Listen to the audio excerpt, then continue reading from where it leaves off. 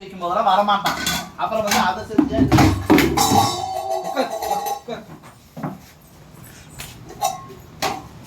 எதுக்குல அப்படி உதைக்கிற வீட்டுக்குள்ள வந்து டென்ஷனுங்க. நான் பண்றத இப்ப கேட்டீங்களா?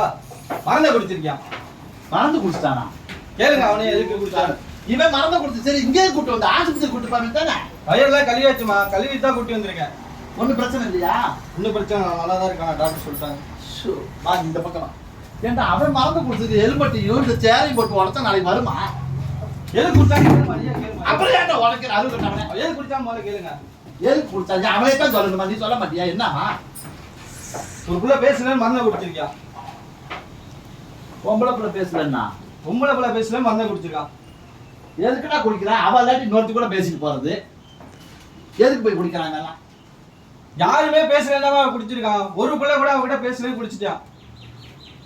ஓஹோ, இவன் வயசு பையனா ஆனதுக்கு அப்புறம் எந்த பிள்ளையுமே ஒருத்தவளும் பேசலையா, அதுக்கு மறந்த குடிச்சிருக்கான். நானும் அப்படி நினைச்சுதான் போனேன். இப்ப போய் கேட்டா எந்த பிள்ளையும் என்கிட்ட பேசல, அதனாலதான் குடிச்சிட்டேங்க.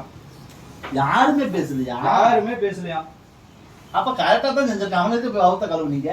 அம்மா அப்பாவை பார்க்கணும், அண்ணன் தம்பியை பார்க்கணும். எவனுமே பேசுறவங்க அப்ப அவனுக்கே தெரிஞ்சு போச்சா இருக்குது நம்ம எதுக்கு இருக்கணும்னு. அறுவு கட்டணும் இந்த மாதிரி தான் நிறைய பேர் செஞ்சு தலையறானுங்க. ஏப்பா தம்பி அவ்வளவுதான்.